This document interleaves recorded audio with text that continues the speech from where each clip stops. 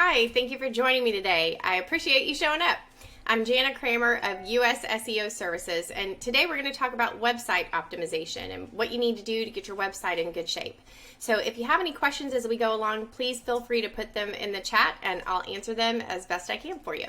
So let's get started.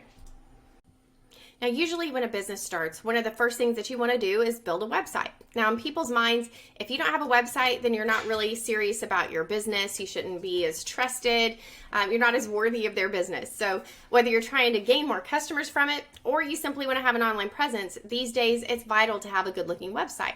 Now, there is a misconception out there that as long as you have an amazing website, you're going to get ranked at the top of page one. And many marketing companies use this as a pain point or a scare tactic to get you to sign up for their services. You feel like you're being saved by having a fresh new website built by somebody who knows how to make it work for SEO. And that's just not true. The majority of the time, the websites that I see, they look great and they may just need help getting finished out or getting it in good shape for SEO, but websites rarely need a complete redo. Now, getting your website in the best shape that you can is vital. Your rankings may climb up slightly from adjustments that you make to it. However, it will not help you overpower what's ranking above you or get you up to page one. To compare, think of your website as equal to having a business card. You have an expensive, fancy one made up, you're proud of how it turned out, but then you keep it in your pocket and you never give it to anyone. Well, that's just the same as if you have a website, but you never do the SEO that needs to be done to make sure that people see it. So I wanted you to be aware of that. So let's begin. Website optimization and how to get your website in good shape for SEO. First, let's talk about the platform that it's built on. Is it an SEO-friendly platform? Does it allow you to do things that need to be done for SEO? Most of these things listed here do for the most part, but some things are hindered. For example, some have templates that cannot be changed, which limit what you can do. For example, Shopify sites, they don't allow you to add pages of content, which is important. Website Builder on GoDaddy, it limits the number of letters that you can put in the title or the page link. So WordPress still has the best tools for SEO, but you can definitely work with what you have. So let's get technical and get our websites in good shape. So first, let's talk about domains. You may already have one, and that's great. If you have not gotten one yet, there's a couple of things you could consider. You could get a domain that's your brand name for brand recognition, but you might also consider getting a domain that's one of the major keywords or services or products that you want to offer. It depends on how competitive it is in your industry. So let's go to the back end of the website now. I built a website on WordPress to take you just step by step. So here we go. So here's the site. I built it so that I could show you what needs to be done to your site to make it in the best shape that it can be in. So just to scroll through here really quickly. Of course, your site doesn't have to look exactly like mine, but I did it to highlight the major points of what it is that needs to be done to your site to get it in good shape. So almost down to the bottom. Okay, so there we go. So I'm going to switch back up to the top. Okay, so one of the first things that Google looks for is the favicon, which is this little image up here. You can see up at the top of the screen, up in the tabs. Google uses this, people use this so that they can recognize the tabs up here in the bar when they're doing different searching. So if they're on a different window and they want to get back to your website, then they can easily find it by looking for that little favicon up there for some recognition. So you want to make sure that that's something that you put on your site. And usually, like if you do it on WordPress, for example, and then also there's all kinds of platforms, like I said, but just making sure you find it on the spot on yours. But coming here on WordPress, if you have a site, going usually to the site identity, and that's where you can upload the logo and the favicon there. So that's where it makes it show up here, up top. You want to make sure you get that favicon there.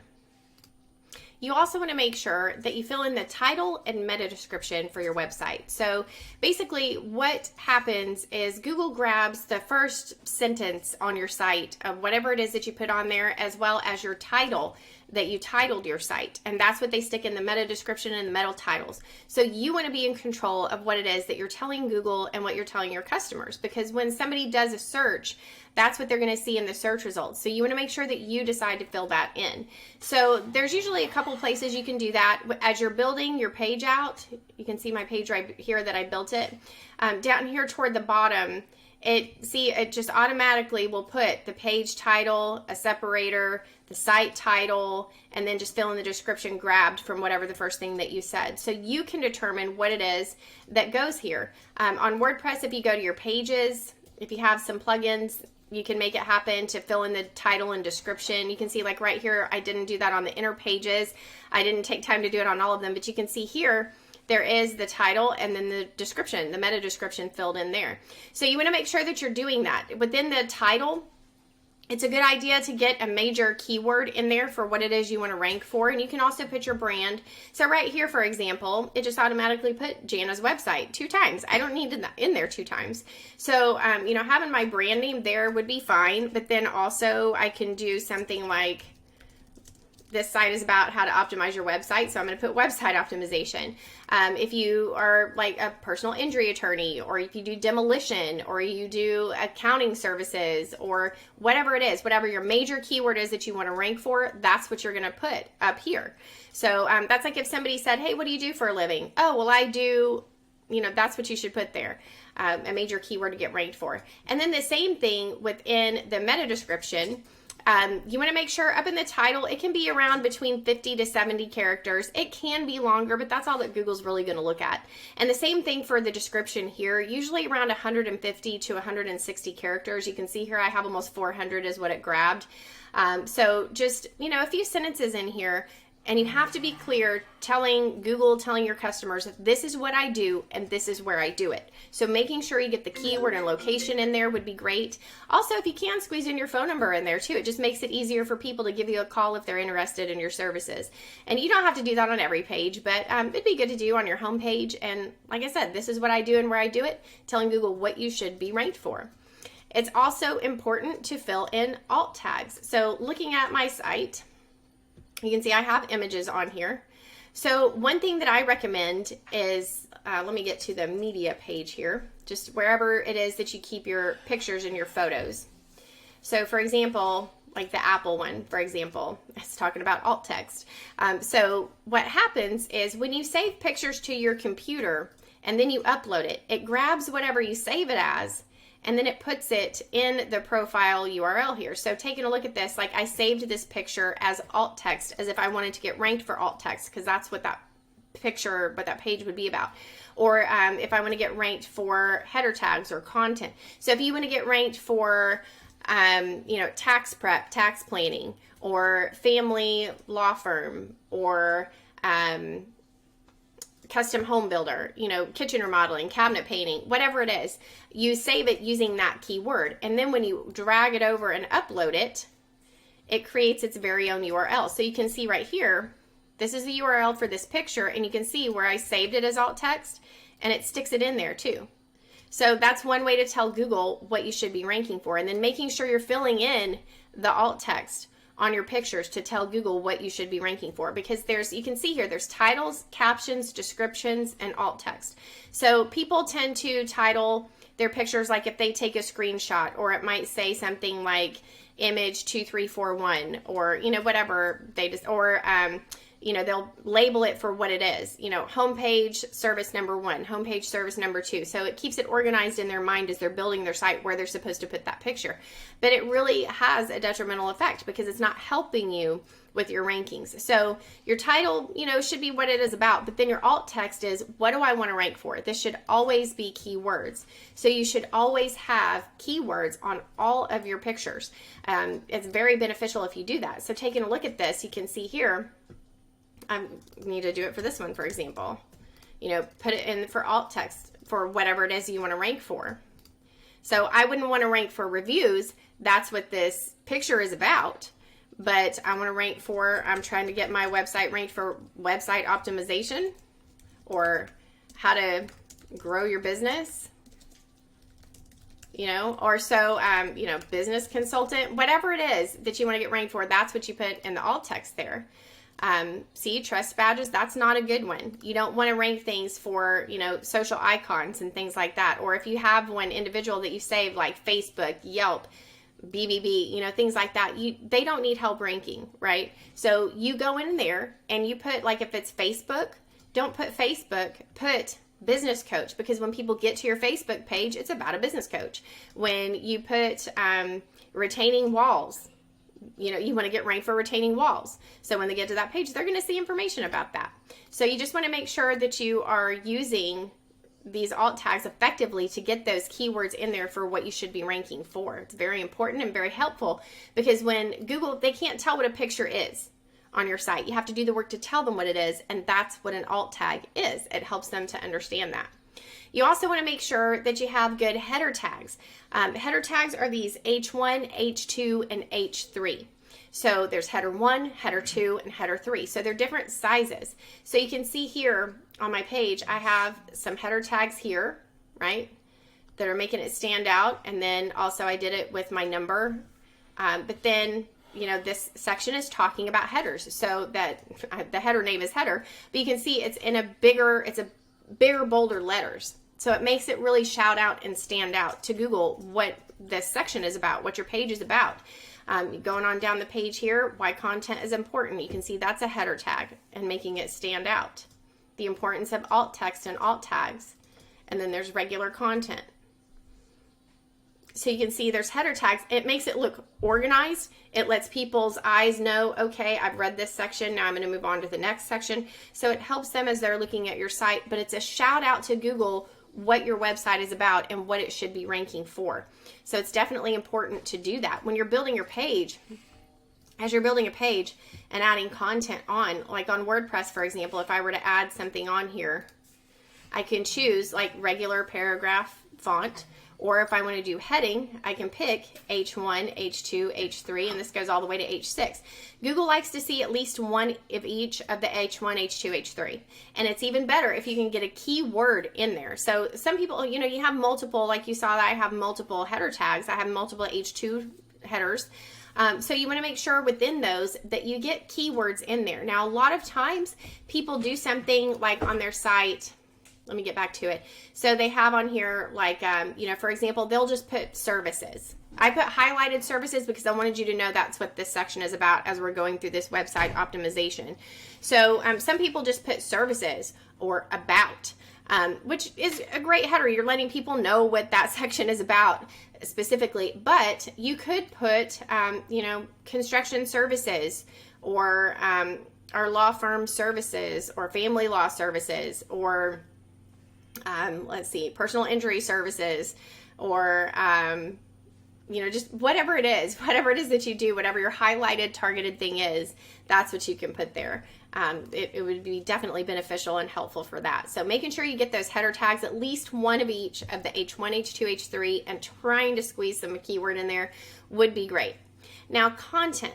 Content is more than just a few sentences. I go to a lot of people's websites, and a lot of times they'll just have a cup like this much right here, and that's it.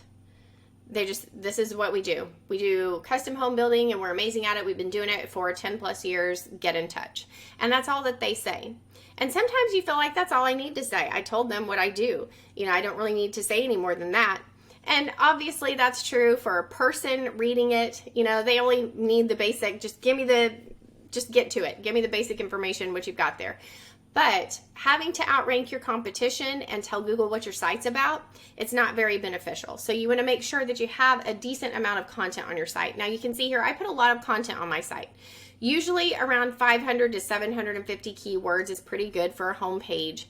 But if you had more, Google likes at least 1,500 words on a page. So you can see here, I took a little time, you know, I highlighted the different sections, and then on down the page, I talked about it a little bit more in detail. And you can have a services page that does this as well. So if you want to just highlight, you know, on your home page with a little bit of content and then put more information within your services page, you can definitely do that. But if you really want to outrank your competition, you know, because a lot of people don't take the time to do this. They don't want to put in the effort and the time. They just want to slap it together and get on with business, because you're not in the business of building a website. You're in the business of what it is that you do. But you have to put the content on there if you want Google to rank it.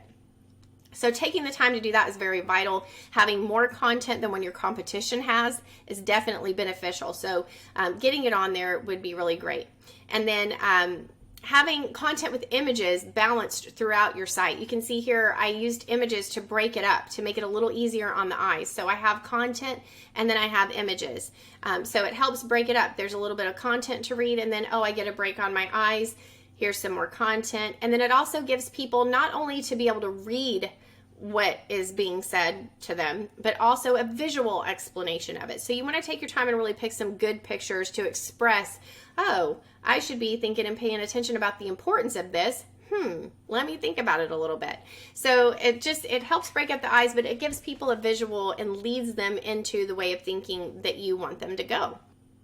Now you need to make sure that you have a good amount of balanced content and images. Now there's some industries where you want to show people your work.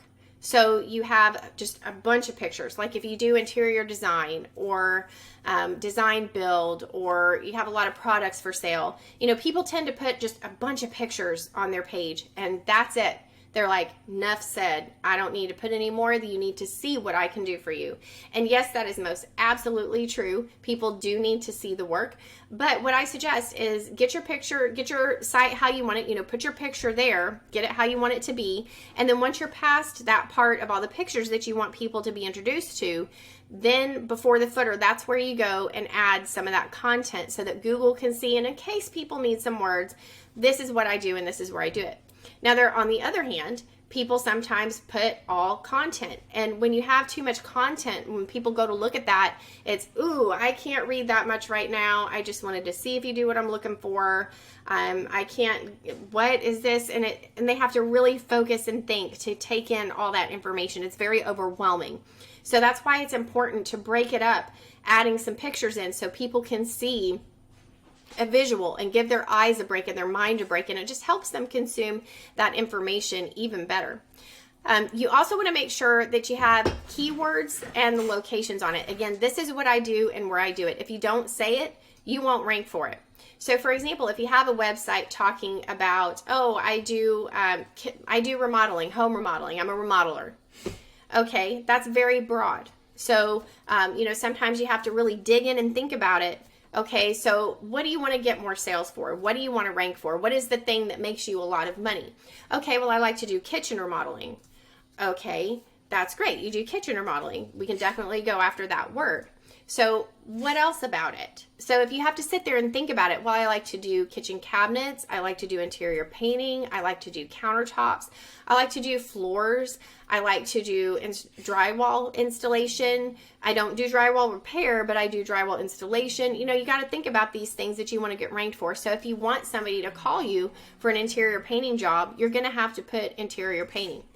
And on the other hand, if you're like for example, a personal injury attorney, there's so many different things that you can rank for, or a criminal attorney, for example, so yeah, you're a criminal attorney. Okay. That's a very broad range. There's all kinds of crimes that can be committed. So was it shoplifting? Was it DUI, DWI? There's so many different things to target and go after. So you need to sit there and think. And the question I usually ask, if somebody calls, what are you really hoping to sell them? Like, oh, I hope it's a call for this. I really want to sell more of this or that. Or, this is a really big dollar item. I would really love to sell a few of these a year and I really want to get it out there more. So thinking along those lines, what do you want to highlight on your site and what do you want to get known for and ranked for? What do you want to show up for? So just making sure you have that information with that content and those keywords in there. And a rule of thumb is around 2% of your content should be the keyword that you're going after. So whatever content is, you can, fluff it up and talk about it, but at least 2% of the keywords should have that, or 2% of the content should have the keyword sprinkled in there throughout. Now you can't keyword stuff it and just say that keyword over and over and over again. You want to sprinkle it out and make it make sense, right? So making sure that you do that is very important. Now for the SSL certificate, you want to make sure that you have a safe site. So looking at this up here, you can see HTTPS. That is a secure site. You have an SSL certificate. So consider it along the lines of, recommendations for a friend. That's what basically Google is. It's your friend giving you recommendations. When you type something in the search results, you're saying, hey, Google, what's a good recommendation for a restaurant, the pizza place that I want to go eat at? Where should I go get my hair done? Where should I go get my car fixed? So you're asking these things to Google and they're recommending you what is most relevant, what is safe, what they think is a good answer for you, right? So you would want to make sure that you have a safe and secure site. So thinking about it along those lines, if you wouldn't just walk up to somebody off the street and say, hey, do you know somebody that could watch my kids? I need a babysitter, right? You don't know this person. You don't know who they're going to recommend. They'd be like, I don't know, that guy over there. You know nothing about them, right? You wouldn't do that. You would go ask a friend that you know and that you trust and make sure that it's, somebody that shows up and understands what you're looking for, right? So you want Google to do the same thing for you. You want them to recommend trusted, safe places that they can send you where you can find the answers that you're looking for. So that's one reason why it's so important to have an SSL certificate and make sure that your site is safe and in good shape.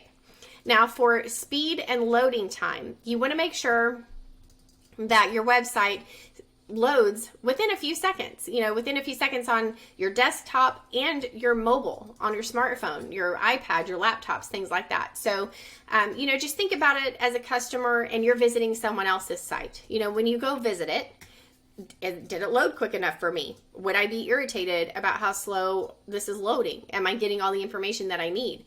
And you can even go pull it up, like I said, on your smartphone and see, does it look nice? Is it in good shape? Can I see all the information clearly? Is it loading fast enough? And usually the rule of thumb is around 3 to 5 seconds for your website on your desktop. I've even seen on mobile friendliness on smartphones, it can be around 10 to 15 seconds. So if it's taken that long, then that's kind of okay for mobile friendliness. Around 3 to 5 seconds is really great. So you don't really want to go too much farther than that. But if it's taken a good half a minute or a minute, that's just too slow for these days. And you definitely need to make sure that you're doing things to make it load faster. Maybe compress your images, check on, am I trying to make a big old picture load? Or do I have 20 pictures on my home page and it's taking some time to load all of them? Because you want to make sure that it's right there. So you want an answer right now. When you ask someone a question, you want them to answer you. You don't want them to just sit there in silence and stare at you. That's frustrating. So it's the same thing how people feel about a website these days. You asked a question and you want an answer. I want to know, I'm hungry. What's the best pizza place? So show me my results right now, so you want it to load quickly. So you want to make sure that your website is loading quickly enough for people. You also want to make sure that you're putting social media links on. So Google can see that you're interacting with customers and clients. That's very important to do. It also, these sites have strength, and that passes along strength and recognition to your site and your brand as well. But making sure that you get those on there just to show Google, like, hey, I'm social. I'm out there interacting with my customers and clients. You should be putting me in the search results for the rankings so that I can answer my customers. I can be there for my clients. So that's an important thing to do. You also want to make sure that you have a sitemap. That's pretty important to do as well. So one tool that I use for this, and a lot of times it's included on websites these days, but you just want to make sure that you do have it on there. For WordPress, I use All-in-One SEO. It's a pretty good plugin. Some people use Yoast, but you want to make sure that you have that on there. You can see right here, it's got sitemaps. So sitemaps is like GPS. It's very rare these days that we go out anywhere. If you had to go to a new place, you're going to pull it up on GPS to see the directions on where to go, right? Well, it's kind of the same thing for Google. It helps them to be able to navigate your site as they're crawling all the websites. There's trillions of websites out there and new ones coming up every day, and they have to crawl the websites every day to see where they should be showing up in the search results, right? And making all these adjustments. So having a sitemap makes it easy and tells Google, hey, I want to rank, and here, take a look at my site. I'm inviting you in. So it helps them to understand what you should be ranking for. And it also does things like adding on, like for your search appearance, you can add on like the Google Analytics and Google Search Console so you can track your rankings, and it gives you good information like that as well. So that's some benefits to having plugins and things like that on your site too. You also want to make sure that your site is converting. This is something that a lot of people forget. They get all their information on there, but then they're kind of blind to thinking like, why aren't people calling? How come I'm not getting conversions? And so I hear a lot of times people are telling me, well, I have a website for people to just kind of see what it is that I do, just to make sure that I'm here. They look at it to see all the services that I have to offer. And then if they like it, they get in touch. They're basically already somebody that I've talked to.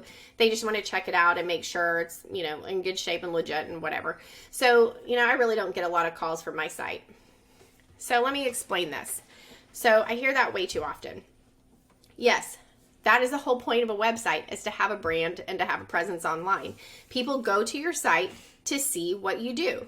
And if they like it, they're going to want to get in touch. Just going back to that business card, like I was talking about, you have your phone number on a business card, right? So this is your online presence, your online brand, your online business card. You want to make everything as easy and converting as possible for people so that they can become a customer, whether they know you or not, whether you've already talked to them or not. They probably don't have your phone number memorized, right? So just putting that in front of their face again to make it easy as possible, is the best thing to do. So one of the first things is I always look for to make sure you've got your phone number up at the top of the page, because they go back to the top of the home page to make sure that they can give you a call. There's also call to action buttons. Do it now, call today, get a free consultation, get a free estimate. Having those things on your site makes it a lot easier for people to, like right here, call today, get a free consultation, schedule consultation. So you can call me, you can push this button and go to my contact page, being as available as you can on your site to get them to take that call of action. It's also good on their services, because when they get here, they're like, am I in the right place? Do you do what I'm looking for? I want to get in touch. So having a services header tag up here in your menu is a really good idea. And then even having some inner pages with what you have to offer if you want to break that down, but at least having the services page so they can just, get right to it to see what you're looking for. It just helps them to navigate and find it faster. Sometimes people name this different things, like what we do, check out our projects, they name it different things, but I kind of hesitate to do that with people. And I suggest, have it basically what everybody expects it to be. Home, services, about us, contact page. And you can have some other menu items on there too. But people, like I said, they want things like right now. They don't want to wait. They don't want to dig around. They don't want to look for it. If it's too complicated to navigate, they'll just click off and go somewhere else. So just making things as easy as possible is definitely the best thing to do to make it the most converting. And again, you want to make sure that you highlight what you offer on your services page. When they get here, they need to see right away, do you do what I'm looking for? Can you help me with images? Can you help me with, I have a legal case that I need help with. Do you do this particular kind of thing? I need tax prep planning for this next year. So do you do that? Do you do this? I need a retaining wall built. I need, whatever it is. They want to make sure that they can find that you do that on your site and get a little more information about it, because they want to get a little bit comfortable with you, with what you have to offer. So just highlighting your services and, oh yeah, you can call me. You make it as easy as possible. And then if they want more information about it, they can kind of peruse through and check it out.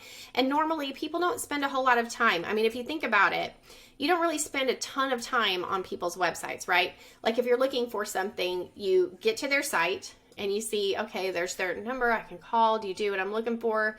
Yeah, you do. Okay, yeah, okay, I can call. Okay, I'm gonna look at this for a second. I'm gonna skim it. Looks pretty good. Okay, yeah, so where's that number? Okay, yeah, I'm gonna give them a call. So that's pretty much how it works on looking at people's websites for the majority of people. So just, having all of that information right away as easily as possible is the best thing you can do. And it's also important to be available so that you don't miss out. I cannot stress this enough right now. You can get ranked all day, every day. But if you don't answer that call, somebody else will. So it's important to have your website in the best shape it can be and make sure that you're doing SEO properly so that you can get those rankings that you really want to stand out for.